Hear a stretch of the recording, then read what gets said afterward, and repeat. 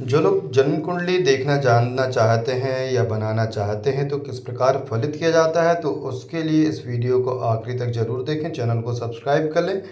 तो सबसे पहले जो प्रथम भाव जो लिखा है इसको कहते हैं हम लग्न भाव। तो ये कुंडली का फर्स्ट हाउस भी कहलाता है और ये लग्न भाव भी कहलाता है। तो इसे हम यहाँ पर फर्स्ट संख्या भी दे सकते हैं या इसे हम लग्न भी कह सकते हैं। तो ये हमारा लग्न भाव होता है दूसरा भाव। इसके बाद ये होता है तीसरा, ये चौथा, ये पांचवा, छठवा, सातवां, आठवां, जैसा कि यहाँ पर लिखा हुआ है अष्टम भाव, नवम भाव। अब हमें देखना क्या है कि प्रथम भाव से किन चीज़ों को देखा जा सकता है। सबसे पहला प्रथम भाव कहलाता है जिसे लग्न भी कहते हैं, और इस चीज़ से हमें शरीर यानी कि शरीर कैसा रहेगा, उसका रंग कैसा रहेगा, व्यक्ति की आकृति कैसी रहेगी, उसका रूप, ज्ञान, बल, मस्तिष्क, विवेकशील, गौरव, विनम्रता, यानी यहाँ पर यदि कोई शुभ ग्रह बैठा हुआ है तो ऐसा व्यक्ति जो है शुभ ग्रह है, साथ में यदि वो स्वराशि है या उच्च का बैठा हुआ है तो यहाँ पर फल अच्छा देगा। ठीक है। और यहाँ से व्यक्ति की जो उसका शरीर है, आकृति है, रंग है, विशेष रूप से हम यदि बात करें तो यहाँ मस्तिष्क जो है, मस्तिष्क पे ज़्यादा जोर दिया जाता है और उसके ब्रेन को यहाँ पर देखा जाता है। लेकिन यहाँ पर यदि चंद्रमा या सूर्य बैठ जाए तो ये उतना अच्छा नहीं होता, ये व्यक्ति को भ्रमित करते हैं, मानसिक तनाव, अशांति देते हैं, यहाँ देखा गया है अक्सर ऐसी कुंडलियों में। उसके बाद बात करते हैं द्वितीय भाव की। तो द्वितीय भाव धन भाव कहलाता है, यानी धन का भाव कहलाता है।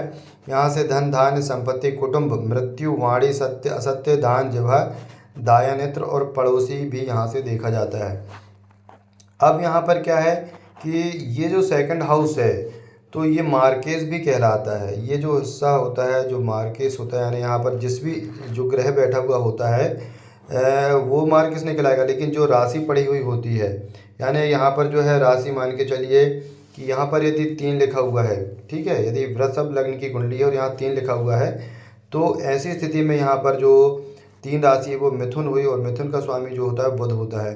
तो बुध कितना ही अच्छा कुंडली में बैठा हुआ हो, लेकिन जब भी उसकी दशांतर दशा आएगी तो वो मार्केस कहलाएगा। अब यही है कि वो और किस स्थान पर बैठा हुआ है, किसकी दृष्टि उसके ऊपर पड़ रही है, तो ये सारी चीज़ें देख करके देखी जाती है। इसके बाद तृतीय भाव जो देखा जाता है उसे छोटा भाई, बहन, स्वयं का पराक्रम, धैर्य, आयु, माता की मृत्यु, गुप्त शत्रु, गला, गले, कर्ण एवं श्वास संबंधी रोग।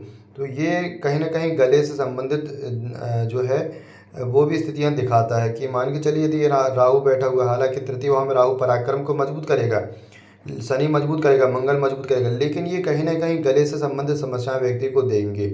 ऐसे ही सेकंड भाव जो होता है वो वाणी का कहलाता है। तो यदि यहाँ पर कोई क्रूर ग्रह है, पाप ग्रह है, तो वो उसकी वाणी को दोष जरूर देंगे, यानी कि उसकी बोलने में समस्याएं हो सकती हैं। हो सकता है कि वो बोलने में थोड़ा सा तुतला जाता हो या स्पष्ट वाणी ना हो उसकी। तो इस प्रकार वाणी दोष यहाँ पर होता है और यहाँ पर गले से संबंधित समस्याएं आती हैं। तो दूसरा और तीसरा कहीं ना कहीं इसे वाणी दोष देता है।